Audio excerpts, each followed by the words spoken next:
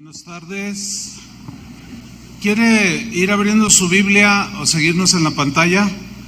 Vamos a leer el Salmo 119, versículo 133. Seguimos con la serie El orden de Dios. Hoy es el tema número 8. He titulado Ordena mis pasos con tu palabra.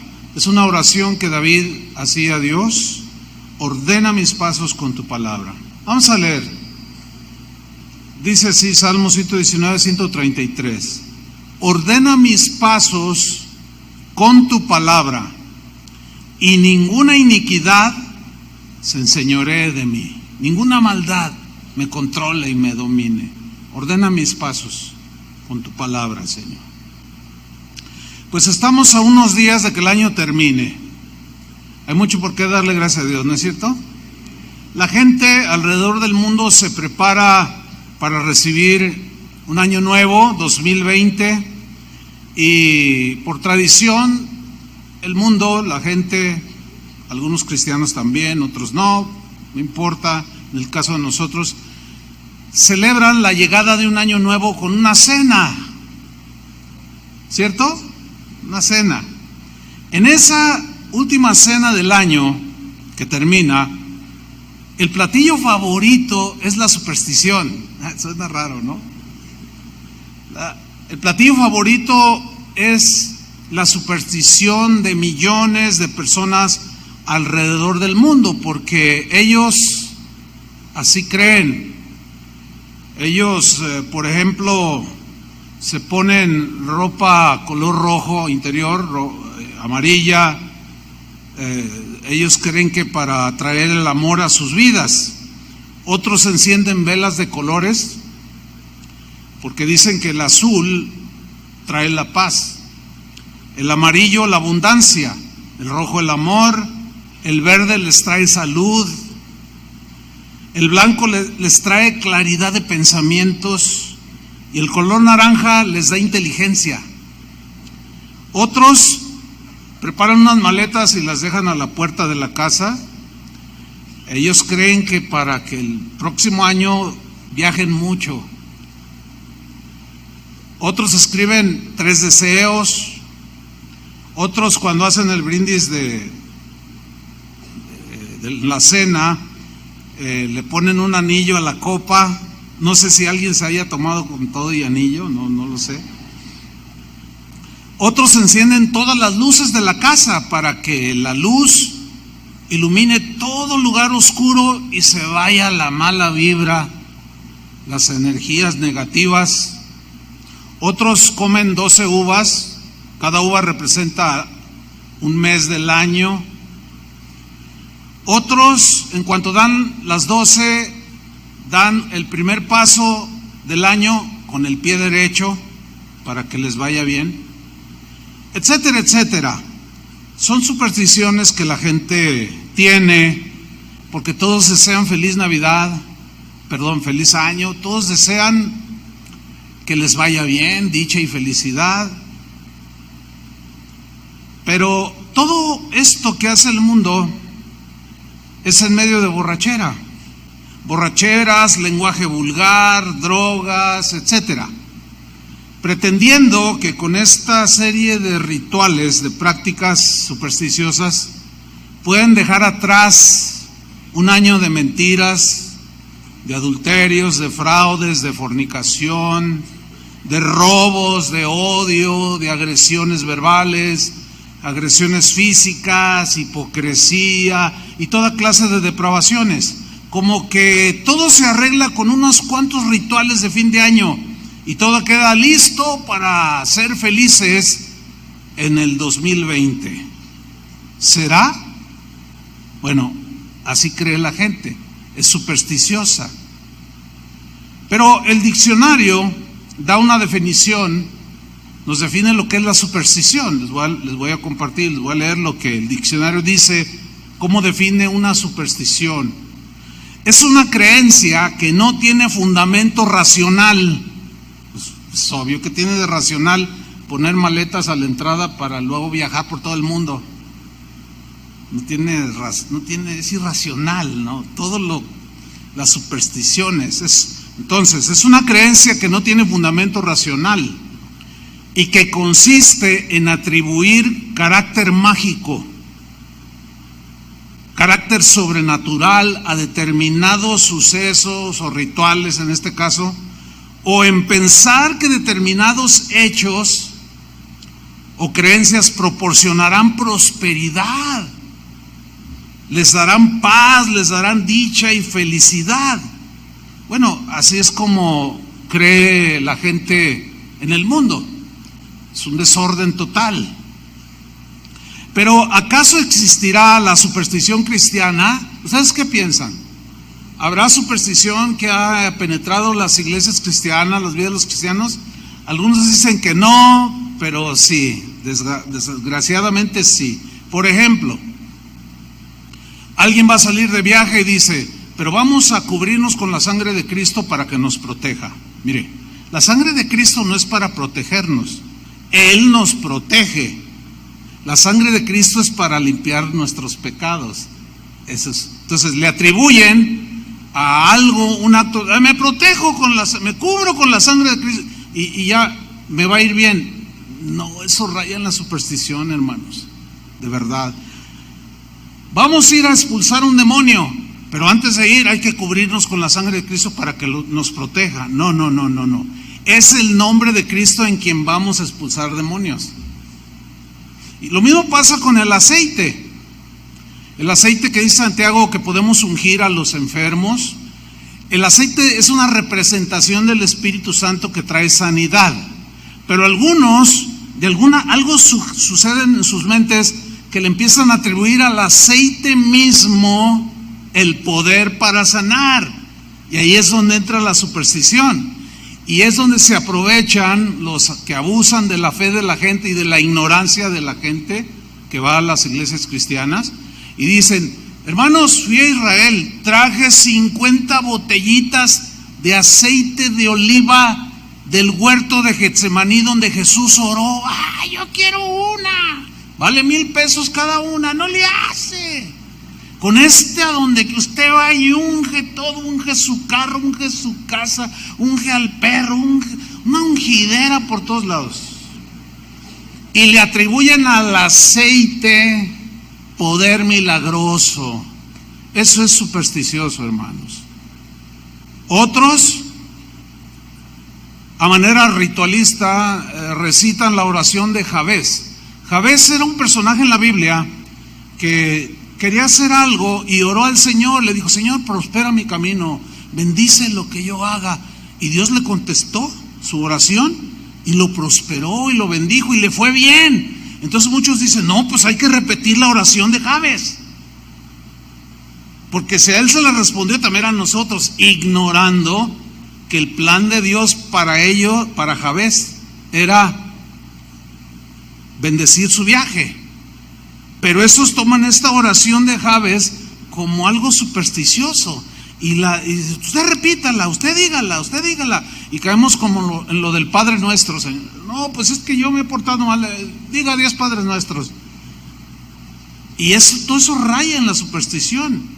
Otros, fíjense, dicen: el último día del año 2019 vamos a hacer un culto especial para recibir el año.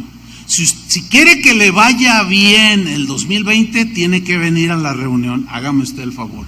Eso raya en la superstición, porque se le está atribuyendo el hecho de hacer un servicio, una reunión el último día del año, y le atribuyen poder. O sea, que si alguno por alguna razón no puede ir a ese culto, a ese servicio de fin de año, le va a ir mal. No, es Dios el que bendice, ¿sí o no? No el culto al que asistas el fin de año. O como se llena el internet en usted lo puede comprobar, el primero del año, ya que despierta, pone allí declaraciones para el 2020. Nada más póngale así, va a haber una de: yo declaro prosperidad para ustedes y no habrá pobreza, y yo declaro que nunca te vas a enfermar, y yo declaro, y yo establezco, y yo digo. Todo eso, esas declaraciones la gente las cree. ¿A poco que nada más por desear y declarar ya las cosas van a suceder? Ya aprendimos que no es así, que es por obediencia a la palabra de Dios, que es una relación con Dios. Miren, hermanos, el cristianismo no es una religión que sirve para que nos vaya bien en la vida. No, va mucho más allá. Tampoco es un conjunto de supersticiones o conjuros o declaraciones con lenguaje positivo de buenos deseos. No, los que no conocen a Cristo hacen lo mismo. En eso no consiste el cristianismo. El cristianismo consiste en vivir una vida que agrade a Dios. ¿Cuántos dicen amén? En eso consiste el cristianismo. La Biblia es un libro donde Dios dejó plasmada la manera en la que Él quiere ordenar nuestros pasos. En la Biblia encontramos la voluntad de Dios para nosotros de cómo podemos y debemos ordenar nuestras vidas para vivir una vida que lo glorifique a Él. Él nos creó para alabanza de su gloria y nuestra vida es la que le va a dar gloria. Por eso es que David en el Salmo 119, versículo 133, que es nuestro texto de estudio, él dijo: Señor, ordena mis pasos. Pero luego añadió el centro del fundamento de cómo ordenar sus pasos. Ordena mis pasos con tu palabra. Digan todos, con tu palabra. Con su palabra. Y ninguna iniquidad se apodere de mí, me domine, me controle, se enseñoree de mí. No. Miren, toda esa corrupción moral de millones de personas no son borradas por supersticiones que ellos crean o por los buenos deseos que ellos tengan. No.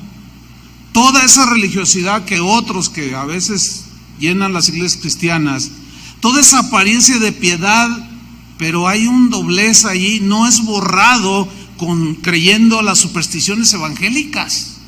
No, no es así. Para los cristianos, las escrituras son el manual de instrucciones, es el manual de principios que nos enseñan cómo vamos a ordenar nuestras vidas. Cualquier persona que quiera ordenar sus pasos, que quiera ordenar su vida, su familia, su negocio, que entre en el orden, debe de ir a la palabra de Dios, debe de ir a la Biblia. No hay otra manera de hacerlo. Podemos leer gente que tiene mente brillante, pensamientos bonitos, brillantes, que tienen cierta sabiduría, pero es humana. Y como es sabiduría humana, está contaminada con el pecado. Pero la sabiduría que viene de lo alto, de Dios, es pura y limpia. Esa es la que necesitamos y esa está contenida en su palabra. Solo con la palabra de Dios podemos ordenar nuestros pasos. Vamos al Salmo 19, vamos a estudiar el versículo 7 y el versículo 8 del Salmo 19. Voy a leer estos dos textos. Dice así: la ley de Jehová es perfecta, que convierte el alma. El testimonio de Jehová es fiel, que hace sabio al sencillo. Los mandamientos de Jehová son rectos, que alegran el corazón. El precepto de Jehová es puro, que alumbra los ojos. Vamos a estudiar cada frase de estos dos versículos. La primera frase en el versículo 7 dice que la ley de Jehová, habla de la ley de Jehová. En el hebreo aparece el vocablo Torah o la Torah, que se traduce como la enseñanza de Dios. La ley, la Torah, es la enseñanza de Dios.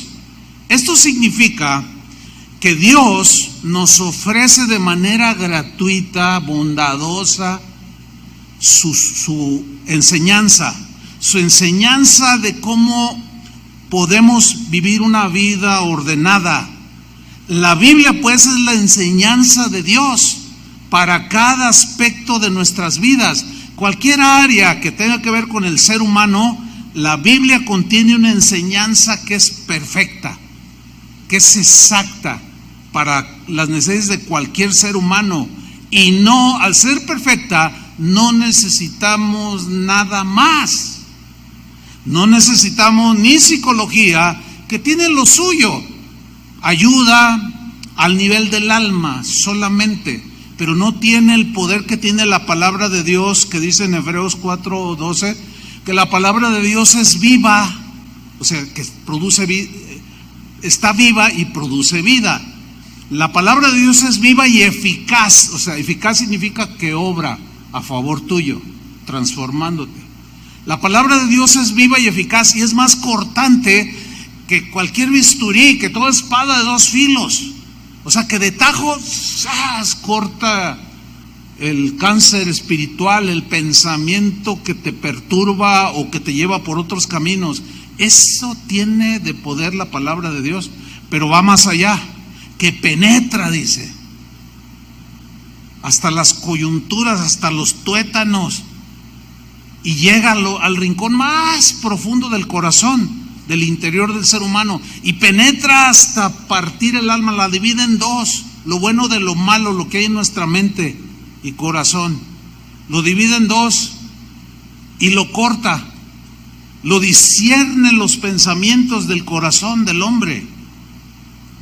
Entonces, la psicología tiene lo suyo, pero es muy limitada, porque es generada se concibe en la misma mente humana y no tiene el poder de la palabra de Dios para transformar.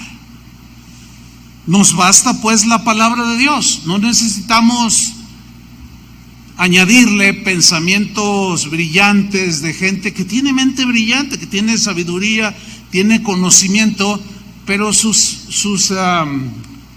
silogismos o sus expresiones, aunque suenen bonito, no tienen el poder que tiene la palabra de Dios. Amén. Nos basta la palabra de Dios. Por eso es que Pablo le dijo a su discípulo Timoteo, cuando iniciaba su ministerio como pastor, le dijo lo siguiente, en primera carta de Timoteo capítulo 6, versículo 3, primera Timoteo 6:3, le dijo así: si alguno enseña otra cosa, si alguno, cualquiera, enseña otra cosa se refiere a algo distinto a la palabra de Dios. Si alguno enseña otra cosa, sea quien sea, dice, y no se conforma, no le bastan las sanas palabras de nuestro Señor Jesucristo. Mire qué frase, las sanas palabras de nuestro Señor Jesucristo. Y a la doctrina que es conforme a la piedad, toda aquella que te despierta devoción, respeto, temor a Dios, esa es doctrina piadosa. Si a alguno no le bastan las palabras de Jesús, ni la doctrina que es conforme a la piedad, está envanecido, enorgullecido, nada sabe. Por eso la misma Biblia dice: no le quites ni le aumentes, no le añadas, no le quites la palabra de Dios, porque si alguien hace eso, se mete en problemas con Dios, porque él está mutilando el mensaje de Dios y lo está presentando de una manera distorsionada, que en lugar de traer beneficios, daña a las personas, porque la palabra de Dios, como espada de dos filos, hace a veces dos funciones. Cuando es bien entendida, bien explicada, la gente es confrontada y transformada, pero hay quien la puede usar torcida para sus propios fines y eso mata a las personas. Ahora, volvamos al Salmo. ¿Cómo es la ley de Jehová? El Salmo 19:7. ¿Cómo es la palabra de Jehová? La ley de Jehová, la enseñanza, la Torah, ¿cómo es? Es perfecta. Digan todos fuerte, es perfecta. Ok. Tamim es el vocablo hebreo que traduce por perfecta. La palabra de Dios es tamim, perfecta, que significa completa. Es decir, no le falta nada. Significa cabal, algo que es exacto, ¿sí? Significa íntegra, que no le falta ningún ingrediente. Es como una receta perfecta. Para cualquier situación, cualquier cosa que tenga que ver con la problemática humana, la palabra de Dios es cabal, es exacta, no le falta ningún ingrediente porque es íntegra, tiene todos los elementos para transformarnos, ¿sí? También se traduce por sin tacha, es decir, sin error, y se traduce también como verdadera. Entonces, la enseñanza de Dios es completa, es cabal, es íntegra, sin tacha, sin error, y es verdadera. Pero esta definición de verdadera es la verdad de Dios, pero en sentido absoluto. ¿Por qué? Porque cada ser humano tiene sus verdades, ¿no es cierto? Hay quien cree que poniéndose ropa de cierto color va a traer el amor, hágame favor. Bueno, esas son sus verdades. Cuando nosotros llegamos a Cristo, tuvimos un pasado, una forma de vivir, donde fuimos acumulando a través de nuestros años un montón de conceptos que para nosotros eran verdades. No, la Llorona, yo la vi, se me apareció Frankenstein. Hay un dicho que dice que cada cabeza es un mundo. Es verdadero ese dicho. O sea, cada quien tiene sus verdades. El problema con esto es que cuando llegamos a Cristo, la verdad absoluta se pelea con nuestras verdades que traemos almacenadas ahí. Por eso, en el mismo Salmo 119, versículo 9, David le da un consejo a los jóvenes. ¿Cuántos jóvenes hay aquí? A ver, todos somos jóvenes. Vamos a tener fe. No, jóvenes de corazón, es obvio, ¿no? Porque algunos ya pintamos canas. Pero mira, los jóvenes se caracterizan, acuérdense los que ya no son tanto, como éramos cuando éramos jóvenes. Éramos impetuosos, imprudentes. Si tenías auto a 200 por hora, o sea, totalmente un desorden, ¿no? Nos ofrecían cualquier cosa y no la comíamos, no la tomábamos, hacíamos y deshacíamos, nos sentíamos los conquistadores del mundo y ya, vaya a hacer esto y lo otro, y se creía yo, y comete uno muchos errores. Y David le da un consejo a los jóvenes, porque él fue joven, y les dice en el Salmo 119, versículo 9, ¿con qué limpiará el joven su camino? O sea, ¿cómo es que un joven no se va a corromper, a desviar en la corrupción moral, la corrupción intelectual, la corrupción espiritual? Y él mismo dice, ¿con qué guardará, con qué limpiará el joven su camino? Y luego dice, con guardar tu palabra. Aquí David ya tenía un entendimiento muy profundo del poder de la palabra de Dios, que era la única que podía ordenar nuestros pasos. En el mismo Salmo 119, versículo 67, David mismo dice lo siguiente: antes que fuera yo humillado, o sea, cuando andaba en orgullo, cuando andaba desordenado, cuando hacía lo que bien me parecía, cuando no tomaba en cuenta la sensibilidad, ni los derechos, ni los límites que debemos de tener hacia otras personas, cuando yo andaba sin Dios, cuando andaba en el total desorden, antes dice que fuera yo humillado, descarriado andaba. O sea, viví una vida desordenada. Una persona, cuando la Biblia habla de una persona descarriada, se entiende del redil, de las ovejas, se sale del redil. Al descarriarse, empieza a vivir una vida desordenada, como el hijo pródigo, ¿se acuerdan?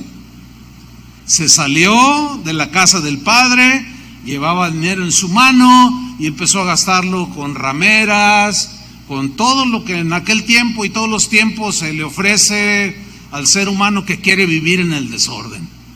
Hizo lo que quiso, estaba descarriado. Entonces David dice, antes que fuera yo humillado, descarriado andaba, pero Dios tuvo que hacerme morder el polvo, así como a Pablo. ¿Se acuerdan? Que perseguía a los cristianos y respiraba amenazas contra ellos Y mientras iba con cartas que los sacerdotes le habían dado para prender a los cristianos y llevarlos a la cárcel, Jesús lo enfrentó en el camino y lo derribó y lo hizo morder el polvo. Y cuando se levantó un hombre transformado, dispuesto a ordenar sus pasos, y nos dejó 3/4 partes del Nuevo Testamento con puras instrucciones dadas por el Espíritu Santo para ordenar nuestras vidas. Denle un aplauso al Señor. Amén.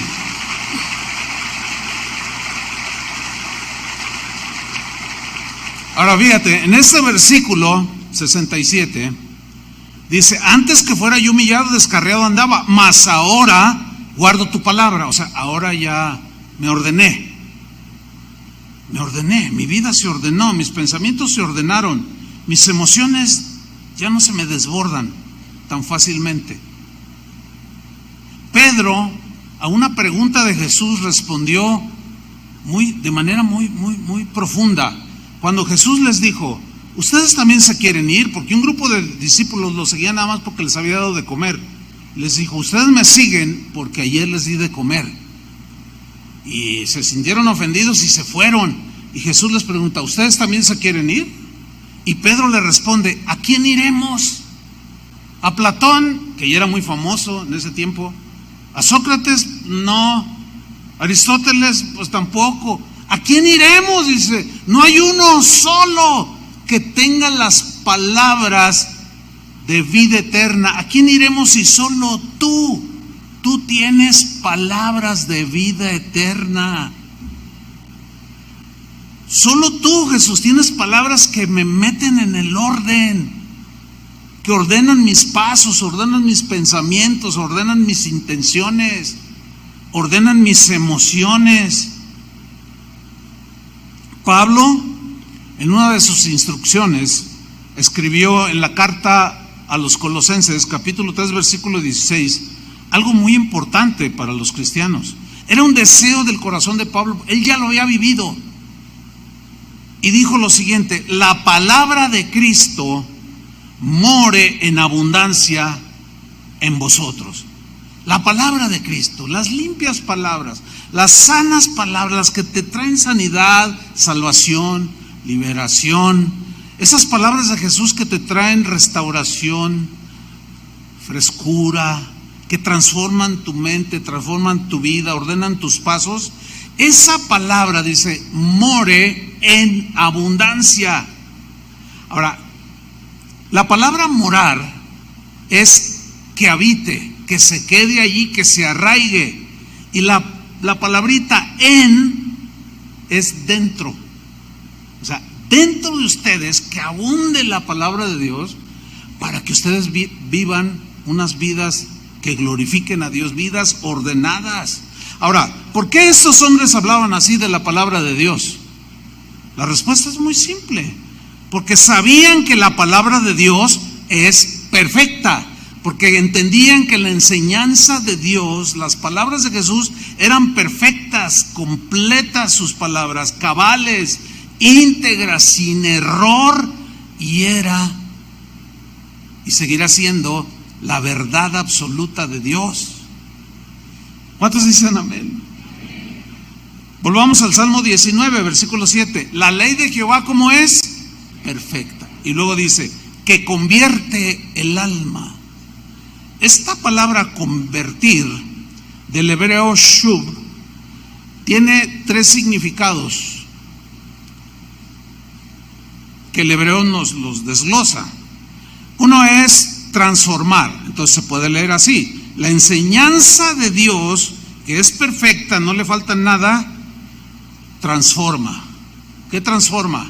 Transforma el corazón, transforma la mente, los pensamientos, transforma la conducta, ordena tus pasos. También se traduce como restaurar. Entonces la enseñanza de Dios no solo te transforma, también te restaura, porque venimos arrastrando un montón de cosas del pasado, muchas de ellas dolorosísimas. Un hombre me decía, un hermano me decía en una ocasión: ay, pastor, fíjese, yo era un hombre muy frío, Y mi esposa me reclamaba y me decía: tú eres muy frío, no me tomas de la mano, no me dices cosas cariñosas, a tus hijos les hablas, no los abrázalos, dile que los amas, ellos necesitan sentir que los amas y los abrazas. No, pues es que así soy, así crecí. Dice: pastor, es que, mire, yo crecí en un hogar donde mi padre era un hombre frío, era un hombre brusco, él nunca nos hacía un cariño, él nunca menos nos abrazaba, mucho menos nos daba un beso, y mucho menos nos dijo. Yo no recuerdo alguna vez que me haya dicho: hijo, te amo mucho. Es más, mi padre nunca ni siquiera jugó conmigo cuando yo era un niño. Entonces yo crecí así. Pero ahora que conocí a Cristo, dice, todos esos recuerdos, todas esas cosas dolorosas que yo venía arrastrando, el Señor fue restaurando mis recuerdos, mi mente, convierte el alma. No solo la transforma, la restaura. ¿Me explico? La sana, la limpia. Pero también se traduce por refrescar. Y viene un refrescamiento, una novedad de vida. Como cuando Pedro, en su discurso ahí en el libro de los Hechos, cuando el Espíritu Santo descendió sobre de ellos y la gente estaba impresionada. Y, señores, ¿qué haremos?, les preguntan a los apóstoles, y Pedro responde: arrepiéntanse y conviértanse, para que vengan de la presencia del Señor tiempos de refrigerio, tiempos de frescura. Entonces, cuando conoces a Cristo, empieza una transformación que te va a durar toda la vida. La transformación no es instantánea, así, hay un vuelco por el arrepentimiento y cambias de dirección. Pero la transformación, la conversión del alma, es que Dios va quitando esos pensamientos que no son de acuerdo a los de Él, porque Él dijo que sus pensamientos son mejores que los nuestros, ¿cierto? Que sus caminos son mejores. Entonces yo te voy a alinear a mis pensamientos. Yo nunca, en otras palabras, como si Dios nos dijera: yo nunca me voy a rebajar al nivel terrenal de tus pensamientos, ni de tus caminos. Tú tienes que subir a la altura de mis pensamientos. Si quieres volar como las águilas, si quieres caminar y ordenar tus pasos, tienes que caminar mis caminos, que son buenos, que nos llevan a la vida eterna, que nos llevan al orden. Porque la misma Biblia dice que hay caminos que al hombre le parecen, ¿qué?, rectos, pero su fin es camino de muerte. Al hombre le parecen rectos, es su verdad, es su intención, es su deseo, su creencia, pero terminan en la muerte. Y la palabra de Dios no, esos siempre terminan en la vida. Entonces la palabra de Dios es la única que nos puede transformar, restaurar, traer frescura a nuestras vidas. Y es con esto que Dios, con su palabra, empieza a ordenar nuestros pasos. Miren lo que Pablo les dijo a los tesalonicenses en su primera carta, capítulo 2, primera Tesalonicenses 2:13. Leamos con atención. Dice así: por lo cual también nosotros sin cesar damos gracias a Dios. ¿De qué daba gracias a Dios Pablo? Ahí viene: de que cuando recibisteis la palabra de Dios, recibisteis la palabra de Dios, que oísteis de nosotros. Miren cómo la recibieron. La recibisteis no como palabra de hombres. Nosotros no somos como Aristóteles, ni Platón, ni Solón, ni los grandes pensadores griegos. No. Porque lo que yo les traje, decía Pablo, era la palabra que los transforma, que ordena sus pasos, que los renueva, que los cambia, que los restaura y les da frescura para que vivan su vida como una lechuguita así bien fresca.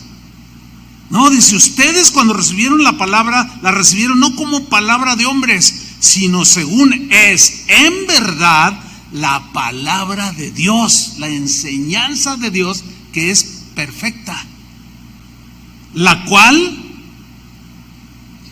actúa en vosotros los creyentes. ¿Cuántos creyentes hay aquí? Fíjate, así como los tesalonicenses, ellos eran creyentes. Cuando recibieron la palabra, cuando recibes la palabra, ella actúa. ¿Qué significa aquí que la palabra actúa? En el griego da la idea de obrar de manera eficaz en el interior de una persona. O sea que es lo ideal para hacer nacer de nuevo a una persona. Es como una semilla de un fruto delicioso. Se siembra y sale ese fruto delicioso. La palabra de Dios obra de manera eficaz. Por eso es que la misma Biblia dice: no le añadas, no le quites, no le pongas. Nos basta la palabra de Dios, que es perfecta, es sin error. No tenemos que andar abrazando pensamientos de hombres que están contaminados con el pecado, porque Dios es puro. Y esa palabra es eficaz, actúa, te transforma, ordena tus pasos. Volvamos al Salmo 19, versículo 7. La ley de Jehová, ¿cómo es? Perfecta, que convierte, ¿qué? El alma. Aquí el verbo hebreo que traduce alma es nepesh o nefesh. Ok, esa palabra también se traduce como mente, ¿sí? En el Nuevo Testamento es la palabra griega psukos o psique, que se refiere a la mente. De ahí psicología, ¿sí? Es un derivado. Cuestiones de la mente. Si oye que le falla no, llévalo con un psicólogo, o sea, para que le arregle la mente. Ok. Cuando la Biblia habla del alma, de la mente, es esa parte en nosotros que es espiritual, que está en nosotros. Decimos generalmente que está en la cabeza, ¿no? Porque es donde se asientan los pensamientos, los razonamientos, donde tenemos sentido de la ubicación. Por ejemplo, yo miro a mi alrededor, veo, y mi mente razona y dice: estás en la congregación, ¿sí? Es donde se asientan las emociones positivas y negativas. Es donde tenemos conciencia, donde está la conciencia, donde tenemos sentido de la ubicación. Ese es el alma del hombre. Pero es donde se anidan los pensamientos que finalmente rigen nuestra conducta. Ok, ¿qué hace la enseñanza de Dios, que es perfecta? Convierte el alma, la transforma, la restaura, la refresca. Pablo habló de esto en la carta a los Romanos, en el capítulo 12, versículo 2. Leamos con mucha atención.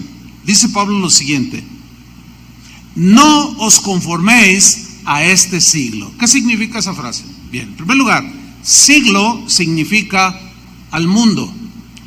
Cuando se habla del mundo en este contexto, se habla de lo siguiente: de la clase de vida que viven las personas que viven en este mundo.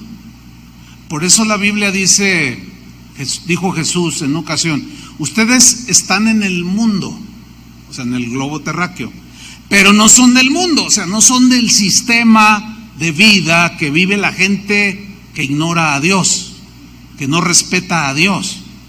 Entonces, cuando Pablo dice: no se conformen a este siglo, no se conformen a la clase de vida que vive el mundo, no sean supersticiosos, sean obedientes a la palabra, que es la única que es perfecta.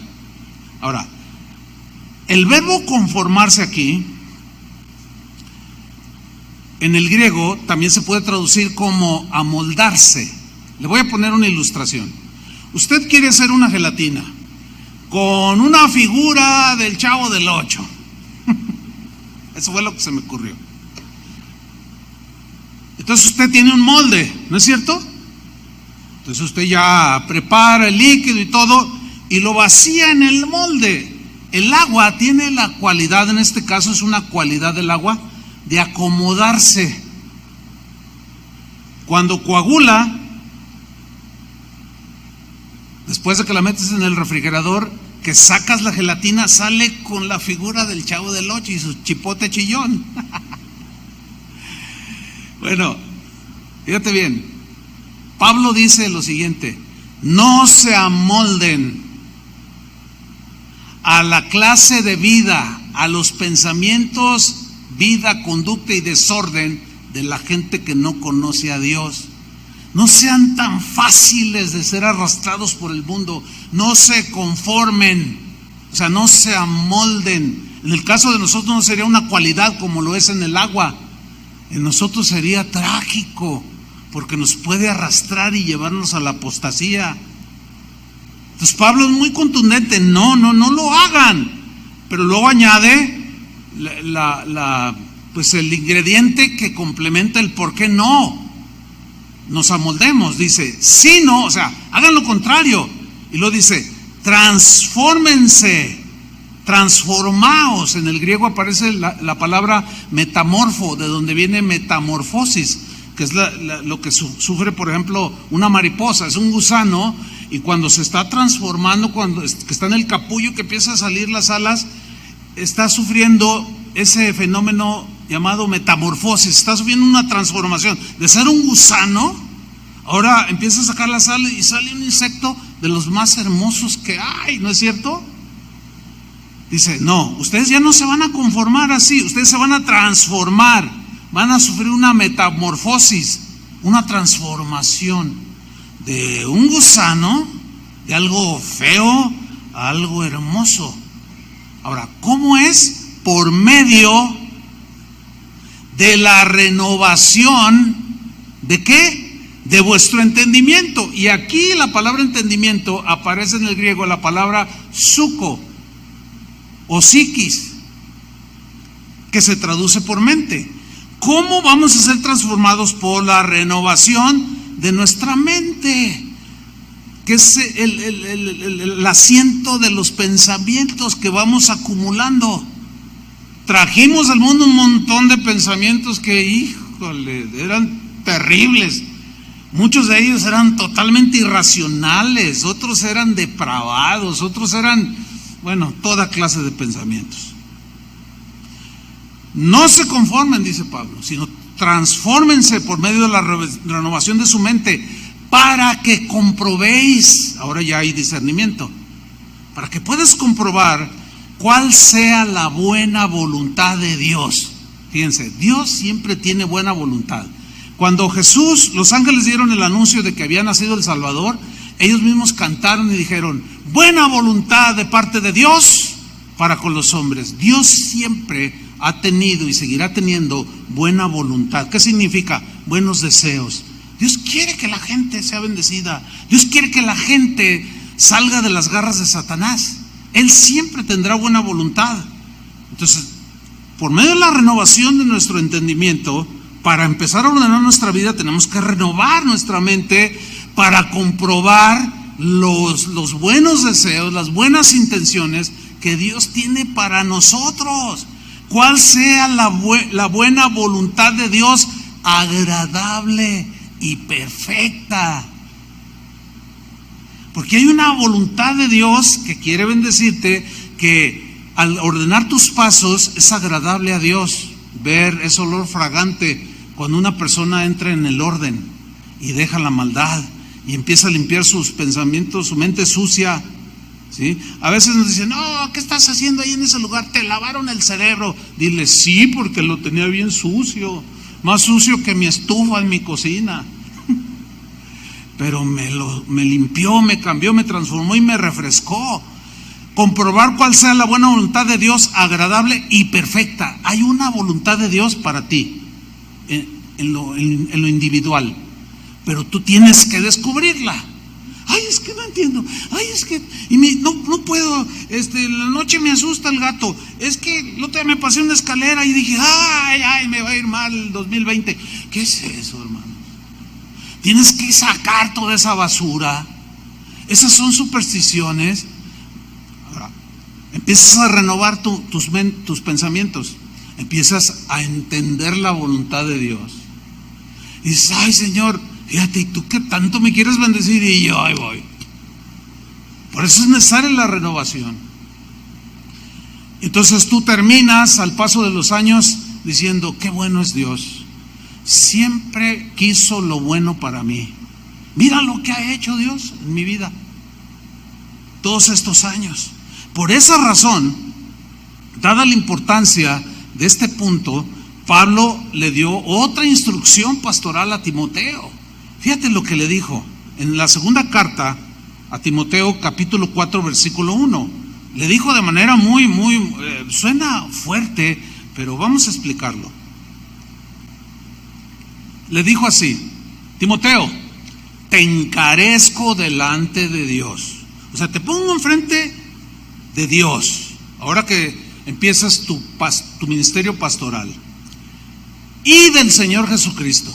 Ahí estás enfrente de Él, que juzgará a los vivos y a los muertos en su manifestación y en su reino. Ellos ahí están. Dios te ha escogido para que seas un pastor, pero tienes tu principal responsabilidad, la tienes que cumplir. ¿Cuál era? Que prediques la palabra. ¿Por qué? Porque la palabra de Dios es perfecta, es la única sin mancha, es la única pura, es la única transformadora. Que prediques la palabra, que insistas a tiempo y fuera de tiempo. Aprovecha, Timoteo, cuando la gente se reúne, porque no siempre se reúnen. Ahorita estamos todos reunidos una vez a la semana. Es un error grave en los predicadores cuando empezamos una enseñanza y empezamos a hablar un montón de cosas. Ay, a ver, hermanos, allí, saludos a los que me están viendo en España, los que nos están viendo en Inglaterra. El otro día, fíjense, me mandaron unas mentas inglesas, vieran qué buenas están. Y los españoles me mandaron allí de Sevilla, una paella. Y ya le estoy sacando el hambre, hermanos. No siempre están aquí. Entonces Pablo le da una instrucción, dice: mira, como si le dijera: mira, no pierdas el tiempo, predícales la palabra, que es la única que es eficaz para transformarlos. Predícales la palabra, y luego le dices a tiempo y fuera de tiempo, y luego le dices redarguye. Redarguir significa exponer por medio de la palabra el pensamiento de Dios, la enseñanza de Dios, predicarla, para que la gente como un espejo se mire en la palabra y se den cuenta de las conductas erradas, de los pensamientos torcidos. Eso significa redarguir. Por eso, si ustedes se fijan, cuando los predicadores predicamos, a veces decimos, como hay algunos que piensan esto o hacen esto, y más de alguno pues le cae por allí, ¿no? Y dice: hoy está hablando de mí, ya nomás le falta que diga mi nombre. Se sienten aludidos, nos sentimos aludidos, como si estuvieran hablando de nosotros. Eso es redarguir, explicarles la palabra de Dios para que se den cuenta, al mirarse en el espejo de la palabra, que sus pensamientos son errados, que nuestras conductas son torcidas, que estamos en un vil desorden. Eso es redarguir. Pero no solo esa instrucción le dio, sino también les dijo: reprende. Reprender es un tipo de regaño. Como Pablo les dijo a los Gálatas, les dijo: ay, Gálatas, tontos, torpes, ¿cómo es posible? Ustedes recibieron el evangelio, llegaron otros y ustedes les creyeron, los volvieron a los rituales. Se me hace que he trabajado en vano con ustedes, son torpes, les dijo. Y los regañó, y los Gálatas los reprendió. Y también se puede hacer la reprensión. Y usted tiene que entender esto, que es parte del ministerio pastoral: redarguir, reprender, meter el orden, desaprobar las conductas que llevan al desorden. Ya hablaremos un poco más de eso, vamos a tener todo el 2020. Bueno, no tanto, ¿no? Pero vamos a tener tiempo para explicarlo. Entonces, redarguye, reprende, exhorta. y aquí a mí me impresiona siempre el equilibrio en la palabra. No solo todo es redarguir, reprender, porque exhortar aquí significa alentar, consolar, animar el corazón de los creyentes. Y hay un equilibrio muy interesante, muy importante aquí. Y si todo esto, redarguir, reprender, exhortar con la palabra, hazlo con toda paciencia. ¿Por qué le dice con toda paciencia? Porque la transformación, hermanos, es paulatina. ¿Están conscientes que aunque somos cristianos, deseamos caminar en el orden, nos seguimos equivocando? ¿Sí están conscientes de eso?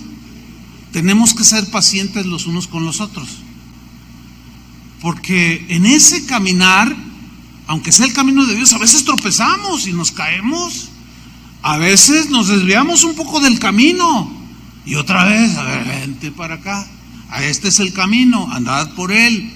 Tiene que ser mucha paciencia.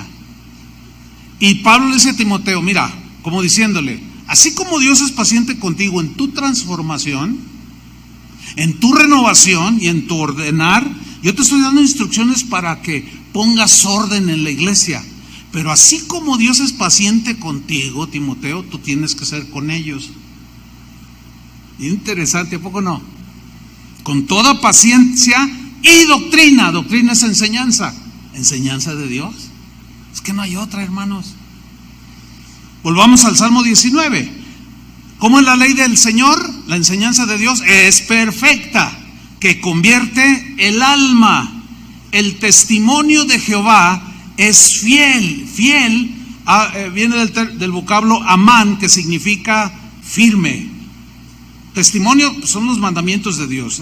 Los mandamientos de Dios son firmes, certeros, confiables, estables. Ellos no cambian, porque Él es el mismo ayer, hoy y por los siglos de los siglos. Su palabra tampoco es inalterable, es incambiable. En medio de estos tiempos cambiantes de tantas filosofías que rigen las mentes de las personas que viven en este mundo, la palabra de Dios se mantiene igual como antaño. Entonces es muy sólida, es fiel, firme, certera, confiable, estable. Vemos entonces que la palabra de Dios nos da un sólido fundamento sobre el cual podemos ordenar nuestras vidas, ordenar nuestro hogar, ordenar nuestra familia. Si tú tienes un negocio, metes orden en tu negocio. Ayer alguien, después de la reunión, que escuchó este mismo mensaje, la reunión del sábado, me decía, ay pastor, no sabe cómo Dios me ha bendecido con este tema. Dice, mira, mi esposo y yo tenemos un negocio que iniciamos hace 4 años y Dios nos ha bendecido mucho y ha crecido y tenemos muchos empleados, pero fíjese que esto nos ha ayudado a poner orden, porque la gente hace lo que quiere. ¿Sí o no? ¿Cuántos tienen empleados? ¿Batallan con ellos? ¿Son desordenados? ¿Y cómo somos nosotros? Eso es redarguir. O sea, vemos en los demás el desorden, pero a veces no nos vemos a nosotros mismos. Entonces esta hermana me comentaba, no hermano, dice, fíjese, el otro día estaban haciendo un trabajo, llegué yo para hacer una supervisión y estaban 2 de los empleados poniendo algo, estaban en un andamio. Entonces, uno estaba enganchado de aquí, estaba abajo, y el otro estaba más arriba 2 metros y también estaba enganchado, pero no estaban enganchados del ¿cómo se llama? Del muro, de la plataforma. Dice, entonces yo los vi y le tomé video porque son bien tremendos. Se caen y luego le echan la culpa a uno y lo demandan a uno y todo. Y hay un reglamento para observar las reglas de seguridad por el bien de ellos. Entonces yo me acerco y le digo, oye, no estás enganchado al tubular.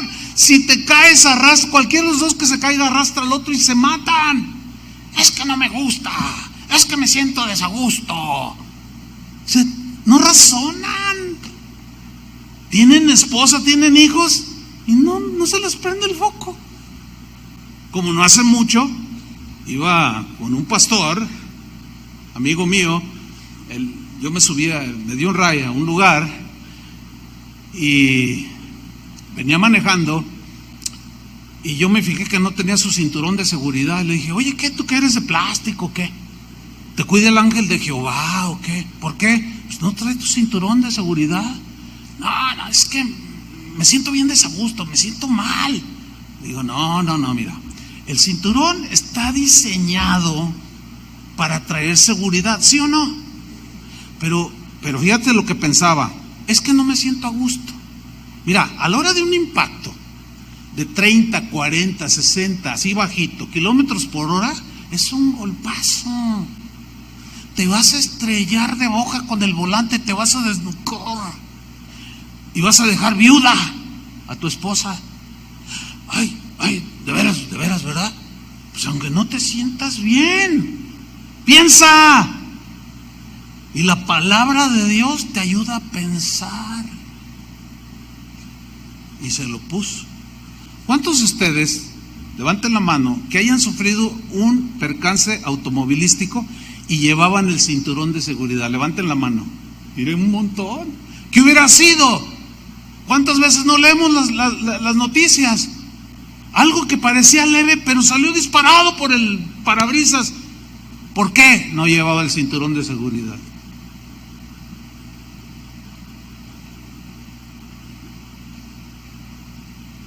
Un total desorden. Entonces dice esta hermana, la palabra de Dios me está ayudando. Les tomé un video y le dije, mira, ya te tengo en video, porque si tú te caes, luego vienen en contra de la empresa que tiene un manual de seguridad, y así yo me amparo. Y todavía de mala gana. Fíjate nomás, o sea, pero ahorita vamos a hablar de eso, porque dice que hace, el Salmo 19:7 dice que la palabra de Dios, que es perfecta, que convierte el alma, hace sabio al sencillo. ¿Hace qué? Sabio. Aquí, hacer sabio habla de que en esa transformación, por medio de la palabra de Dios que nos va ordenando, nuestra manera de pensar cambia. Ya no es de que, ay, no me gusta, es que me lo pongo por seguridad. Es que me engancho ahí, me pongo el casco ahí en la empresa por seguridad. Y ya nos hace razonar, nos da sabiduría, nos hace sabios, nos ayuda a actuar, a tener acciones prudentes, con sabiduría. Fíjate lo que dijo David en el Salmo 119, versículo 98, respecto a la sabiduría, de cómo nos hace sabios. Dice así: me has hecho más sabio que mis enemigos con tus mandamientos. Mis enemigos, gente que me agrede, gente que me ofende, gente que me quita, gente que me estafa. Hay gente mala en el mundo, está llena. Pero también hay una manera de conducirse con ellos, una manera sabia. Y David dice: me has hecho más sabio que mis enemigos con tus mandamientos. ¿Con qué? Con tu palabra.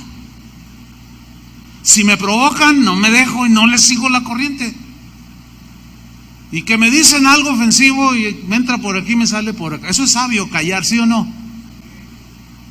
Ya no se te desbordan las emociones. No, pues yo soy cristiano. Pero... y al rato están chillando por allí. Versículo 99. Más que todos mis enseñadores he entendido. Mira nomás. Porque tus testimonios, tus mandatos, tus estatutos son mi meditación. ¿Dónde meditas? En la mente. Y ahí vas cambiando los pensamientos de Dios, vas subiendo esta transformación. Y luego dice el versículo 100, más que los viejos he entendido, porque he guardado tus mandamientos. Más que los viejos. Fíjate, hay un pensamiento en el mundo que está muy anidado en los seres humanos, aparte de millones de pensamientos, pero el pensamiento al que me refiero es el siguiente. Cuando alguien ya pasan los años, llega a los 50, a los 60, ya tiene su credencial del INSEN, ya trae su ganchito ahí para estacionarse donde ya no, ya se hace uno viejo. El dicho dice así: ay, oye, este viejito es bien terco, esta señora, ay, qué terca es esta señora. Ay, pero mire, hasta el dicho lo dice, que los viejitos se vuelven a ser como niños. ¿Cómo son los niños? Berrinchudos. ¿Sí? En todo tienen la razón. Creen que porque saben, porque tienen muchos años, saben todo, no se dejan enseñar, son gruñones. Dicen, no, pues se hacen como niños. Yo rechazo ese pensamiento, porque lo que dice la Biblia respecto a los viejos es que, por lógica, han acumulado un montón de experiencias y de conocimiento, y en lugar de ser los viejitos gruñones, oiga, fórmese aquí, ay, qué chino, ay, qué horribles son los viejos así. Y las señoras así, las viejitas así, que son tercas como una mula, son muy desagradables. ¿Verdad que sí? Alguien dijo que la experiencia es el cúmulo de errores cometidos durante toda tu vida. Y por lógica aprendes. ¿Sí? En la Biblia, los viejos que la Biblia menciona, los menciona hombres con mucha sabiduría, con conductas prudentes, con dichos sabios, consejos acertados. Habla de un Job, un hombre viejo, de Abraham, del mismo Moisés, de Jacob, del mismo David, que cuando eran ancianos viejos no eran esos viejillos gruñones, que no les puedes decir nada. Vénganse, ya está la comida. No quiero. Desespera, ¿no es cierto? Escúchenme bien, todos vamos hacia allá. Algunos ya estamos. Pero qué horrible es un viejo, un viejito, una señora ya anciana, terca y gruñona. ¿Saben? No es para nosotros eso. Que usted y yo, todos los que estamos aquí, terminemos nuestra vida así bien viejitos, pero bien transformados. Es inevitable que yo no mencione por enésima vez al que fue nuestro pastor de toda la vida, el hermano Pablo. Ese viejito, no. Era una delicia ese viejito. Estar con él era una alegría, tú querías estar con él. Porque tenía un cúmulo de sabiduría, de consejos, de entendimiento. Ya cuando rondaba casi se murió a los 99 años, ya cuando la mente empieza a fallar, se cometen errores, pero no porque su carácter sea así, sino porque ya,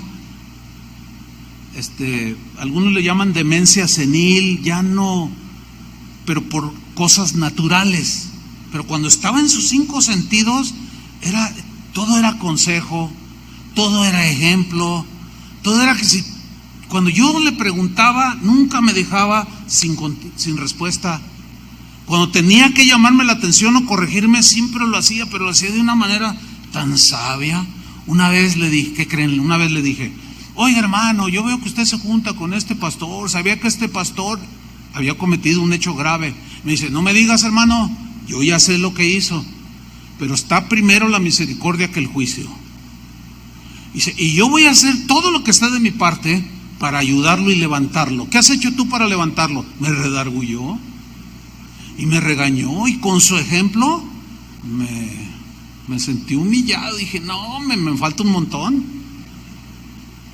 Pero fue un viejito afable. Los últimos 2-3 años de su vida fue difícil por lo mismo, por obvias razones, ¿no?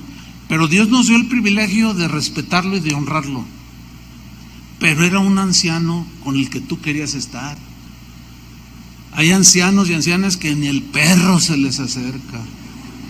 Hermanos, por favor, no terminen de esa manera, no terminen de esa manera, no.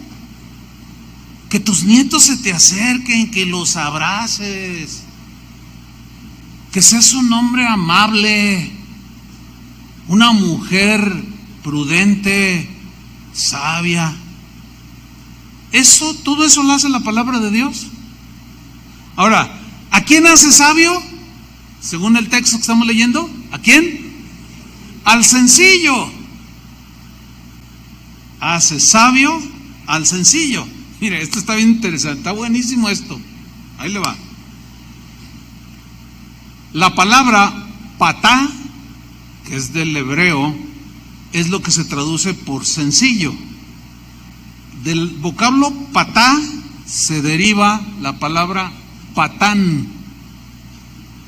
Ahora, el diccionario dice varios sinónimos de lo que es un patán o una mujer patana. ¿Cómo se dice? Bueno, hay los que estudian más de vocablos, ahí luego me la pasan, porque yo digo, ¿cómo se dice? ¿Mujer patana? Bueno, patá se traduce por sencillo. El Señor hace sabio al patán. El diccionario define a un patán como un hombre grosero, una mujer grosera. Qué horrible es una mujer grosera, y también un hombre grosero. Otro sinónimo es vulgar. Hay hombres muy vulgares, pero hay mujeres vulgarísimas también. Es horrible ser una mujer vulgar. El otro día un hermano decía, ay hermano, vengo bien impactado porque fíjate que estuve a punto de chocar y se me atravesó una señora y todavía se baja la señora, me empieza a decir una de groserías. Su camioneta bien lujosa y todo, se veía una persona, pues no, se veía pues así como que tenía educación, era la pura apariencia, porque tenía un lenguaje tan vulgar y me dijo, bájate que yo, ponte conmigo. Qué horrible. Esas feministas que andan por ahí rompiendo todo son vulgares. O se ven muy bien. Por favor. Vulgar es alguien rústico, ordinario, simplón, es alguien tosco. Pero también hay una definición. Es un hombre bruto, rudo, ignorante. Eso es un patán. Un patán vive en total desorden, ¿sí o no? Eso éramos nosotros. Porque un patán es brusco, desordenado, grosero, vulgar, tosco, bruto, insensible. Y dice que la palabra de Dios te transforma de tal manera que te hace sabio al patán y a la mujer vulgar, tosca también, porque hay señoras bien toscas. Y me cuesta trabajo decirlo, pero pues esa es la definición. Hay hombres brutos y también hay mujeres, me lo ahorro. Se me hace muy fuerte. Entonces, la palabra de Dios tiene el poder para ordenar nuestras vidas, hermanos, y quitarnos lo patán. ¿Cuántos dicen amén?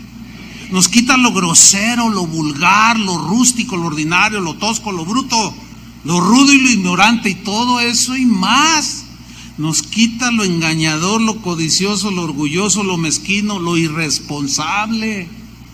Mire, ayer que terminó la reunión también se me acercó una familia, una parejita joven con un niño como de 10 años, bien bonito el niño, y lo dice, pastor, le queremos enseñar una fotografía, a ver si identifica a la persona, a ver, y saca el celular y me lo pone, y le digo, ay, está bien feo.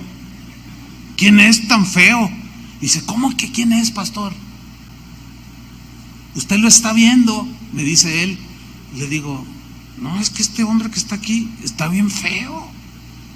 O sea, se ve vulgar, se ve mal. Era yo, me dice. Mire, traía colgado un pentagrama satánico. Dice, yo era satánico, pastor. Si usted, un día le podré contar todo lo que yo hacía en el satanismo. Tenía los ojos blancos, o sea, se ponen como lentes de contacto. Parecía Drácula el tipo. Entonces lo agarro así y le digo, a ver, y lo tengo aquí, y le digo, híjole, hasta tu expresión cambió. Dice, pastor, usted no sabe quién era yo. Y la esposa estaba contentísima. No, pastor, dice, mire, Dios lo ha transformado de una manera tremenda.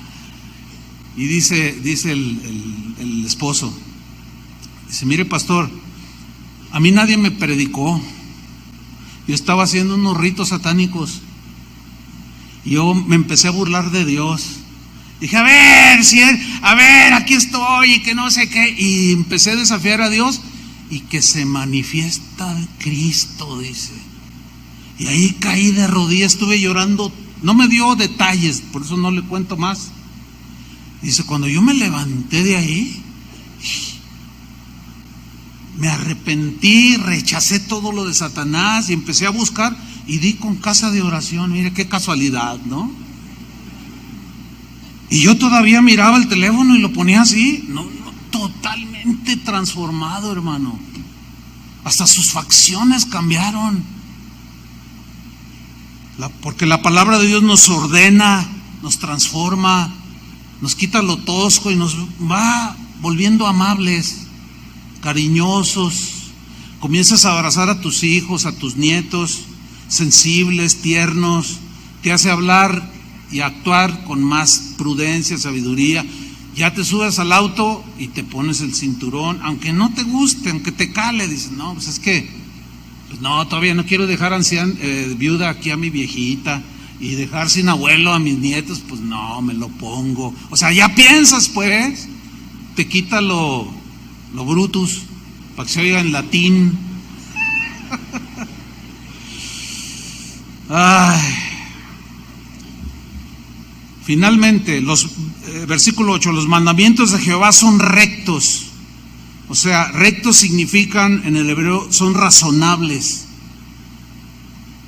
son justos, son derechos. Razonable significa que son entendibles. A ver, ¿qué cosa de bendecid y no maldigáis no entiendes? ¿Verdad que está bien razonable? ¿Bien entendible? A ver, ¿qué no entiendes de perdonad así como Cristo os perdonó? Es razonable totalmente, es entendible. De la manera que Cristo te perdonó, así tú también perdona a los que te ofenden. No, pues ya es importante y necesario que empieces ya a ordenar tus emociones. ¿O no? Empiezas a ordenar tus pensamientos. Pues sí, me hizo cosas bien feas, pero yo también se las hice a Cristo. Y si Cristo me perdonó, ya empiezas a razonar. Entonces la palabra de Dios te hace razonar, te hace pensar, porque sus razonamientos son justos, son derechos.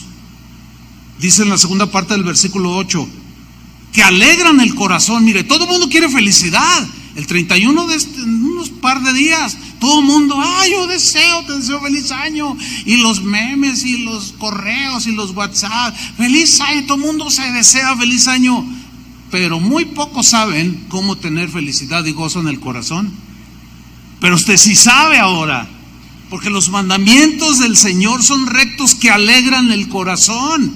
También el hebreo tiene la idea de que dan felicidad al corazón. Ahí está, no solo para el 2020, sino para toda su vida. Y a pesar de las circunstancias en las que usted esté, usted tiene gozo, contentamiento y felicidad en medio de todo lo que hay a nuestro alrededor. Eso es lo que hace la palabra de Dios, hermanos. Y finalmente en el versículo 8 mismo, dos frases más, el precepto de Jehová es puro. Puro significa que es claro. O sea, la idea es de que Dios nos habla claro. No nos dice cosas así rebuscadas. No, nos habla con claridad, con sinceridad. Salmo 18:8. Es decir, Dios siempre en su palabra nos habla con toda claridad y franqueza. Algunos cristianos, esto es lo triste, yo he notado que se ofenden porque se les habla con claridad la palabra de Dios. Y ellos dicen, lo toman a mal, fíjense nada más. No entienden lo que es redarguir o reprender. No lo entienden, no lo captan. Y lo rechazan, dicen, no, ahí son bien exagerados. Esto me lo han dicho muchas veces. Usted es muy exagerado. Se imagina el día del juicio, a ver, Pablo, Pedro, pasa a Chuy Olivares. Y luego que el Señor, y yo lo veo allí. Dice, pues a ver, abre los libros. Oye, fuiste un exagerado. Les dijiste que me obedecieran y eras muy exagerado. ¿Se imaginan que Dios me va a reprochar que fui exagerado porque guardaran la palabra de Dios? Seguro que no. Ahora, ¿por qué toda esta gente rechaza? Y dice, ay no, ahí son muy exagerados, son muy religiosos. Porque no quiere dejar su vida desordenada. Por eso rechazan la palabra de Dios. Y ese, qué contradicción. Van a la iglesia para ordenar su vida. El Señor les habla con claridad y no les gusta. Bueno, hay de todo en la viña del Señor. Y finalmente podemos ver por qué David decía, ordena mis pasos con tu palabra y ninguna iniquidad se enseñoree de mí. Él sabía por qué, porque conocía el poder de la palabra de Dios. Quiero terminar con una paráfrasis de lo que hemos aprendido. Una paráfrasis es un escrito que hace, en este caso yo, de todo, como una síntesis. Así es que voy a hacer, usted lo va a entender perfectamente. Esa es una paráfrasis. Escribí lo siguiente: la enseñanza de Dios es perfecta, es completa, no le falta nada, es cabal, es íntegra porque tiene todos los ingredientes, no tiene error, es la verdad absoluta de Dios.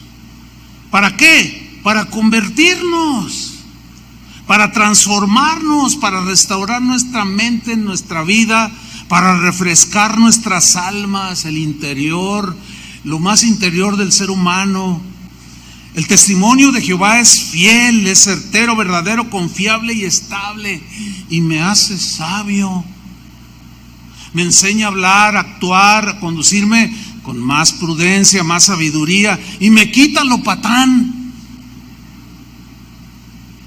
Me quita lo patán, me quita lo grosero, me quita lo vulgar, lo rústico, lo ordinario, lo tosco, lo bruto, lo rudo y lo ignorante. Eso me lo va quitando el Señor día tras día. Sus mandamientos son rectos, son razonables, son entendibles, que alegran mi corazón, alegran nuestro corazón y nos dan contentamiento, porque el precepto del Señor es puro, que alumbra los ojos de mi entendimiento. Por eso podemos decir y orar como David y decirle al Señor: Señor, ordena mis pasos con tu palabra. ¿Cuántos dicen lo mismo? Pónganse de pie. Levanta tus manos al cielo y dile: Señor, ordena mis pasos con tu palabra. En verdad quiero que mi vida te glorifique. En verdad quiero llegar, si es que es tu plan para mí, que llegue a ser anciano, que llegue a ser anciana, que se pueda ver toda la obra maravillosa que tú puedes hacer en un ser humano.